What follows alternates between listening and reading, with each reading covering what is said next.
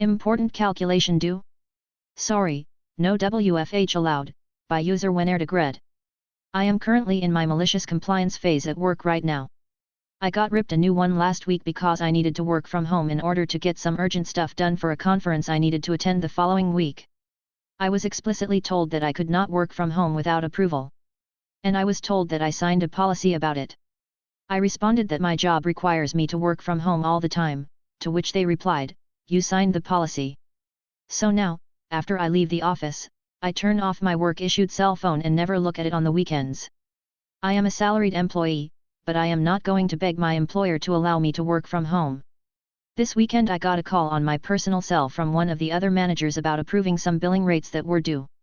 I told her that I wasn't allowed to work from home, and I will get to it on Monday whenever I have the opportunity. Everything will be late, but I signed the policy. It literally would have cost them nothing to just let me do my damn job. I already get paid a fixed rate. But if they want to play stupid games, they can win stupid prizes. Edit. So a number of comments asking about why I would even bother to WFH after hours. Here is my take: my employer is not paying me to sit in an office for 40 hours a week. They're paying me to do a relatively specialized job. Sometimes I do 30 hours a week. Sometimes 40. Sometimes more. Whatever it takes to do the job. It has been extremely flexible for me in the past and has allowed me to balance family, work, and a few volunteer activities. This isn't really an anti-work thing, more of an anti-this particular person on a power trip. Update: Monday came and went and not a peep from anyone about the rates getting out.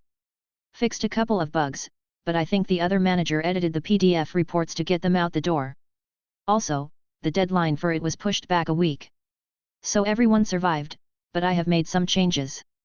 Change number 1, I am no longer taking my work cell home with me. It is freeing and anxiety-inducing at the same time after doing so for so long. Change number 2, I have informed any staff that may need to contact me that I won't be doing anything work-related once I walk out of the office. Change number 3, I am updating my resume today, it's time to leave. Thanks to everyone for their feedback. Wish you all the best. CEO's assistant said it wasn't right I had a nicer chair than he did, by user can Goffmooks. TLDR at end. Very mild one. Bit wordy with a not particularly satisfying payoff. A while back my wife and I were buying our house after a few years of rental.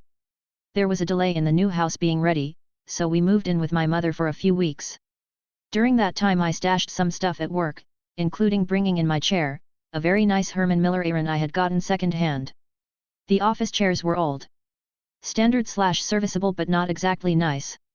After a few days, I noticed that my chair would be in the conference room every morning. No problem, I just wheeled it back to my desk. I was working 8 to 4 to avoid traffic, so was usually in first. The CEO, of about 120 people, would usually not arrive until about noon, and take later meetings when most of the staff were away. After a few days the chair kept ending up at his desk. Open plan thankfully, so I just took it back every morning. I wasn't foolish enough to go into the CEO's office. He'd shoot me a dirty look every morning, but that was it. After a few more days of this back and forward, the CEO's assistant, who was a lovely person who I felt immense pity for, approached me and told me that the CEO didn't think it was appropriate that I had a nicer chair than him. People would think that my desk belonged to the CEO and it was stressing her out having to basically fight for it every day on his behalf. I told her I understood completely, and would stop fighting over it. I took it out of the office at lunchtime, and reclaimed a normal office chair. The next day she came over and asked where the chair was. I said with an incredibly straight face that I thought since it wasn't appropriate I just took it to my car. She had a super stunned look, but just kind of ran off. Since I was almost always first and I always got parking near the building, pretty much everyone got to walk past my car on the way into the office and see my chair in the boot for a few more weeks. However, given his cowardly nature I never got approached about it again. To this day, I'm 100% certain they thought I was just going to give in and let him have my chair. Instead I got the joy of telling everyone the honest truth about why my chair was in my car for weeks.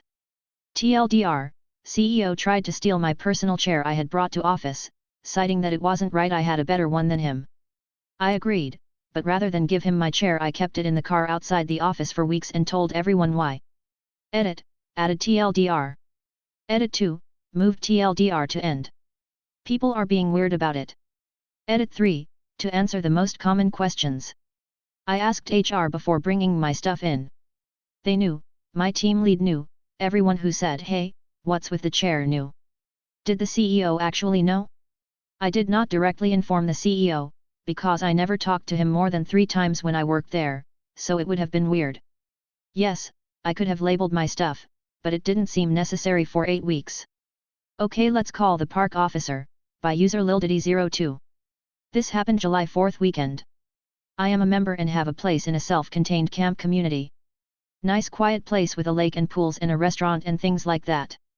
I love it because my kid can be a kid like I was and go wander with friends and disappear until dinner time and I don't have to worry. Our place is on a small cul-de-sac that is grassed in and we use it for kids to play and set up cornhole and all that. Because it's July 4th, a bunch of people have guests, so the park is more full than normal, and a guest of someone on the circle parked at the edge of the grass. Well, my kid and another kid were playing catch and one of the kids missed the ball and it hit the parked car. Owner of the car comes out hot and going at the kids. Me and the other kid's parent both go over to calm the situation.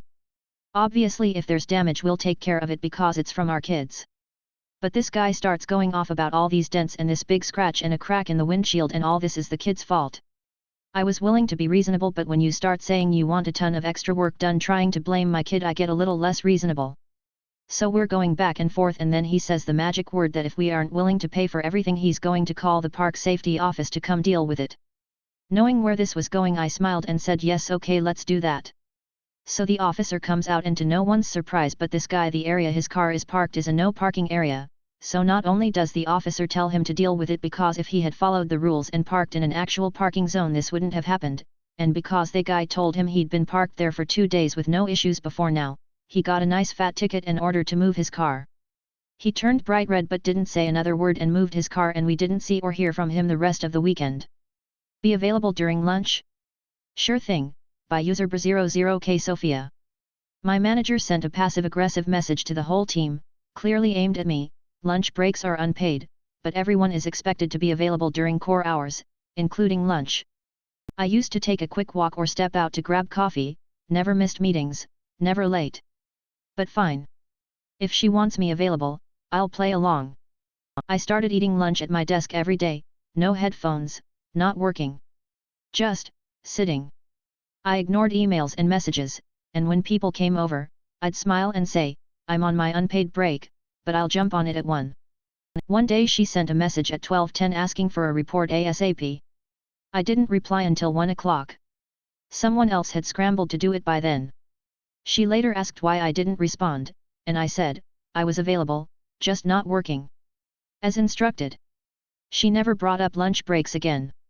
Company has an asinine travel policy, costs them extra, by user DeBlack123.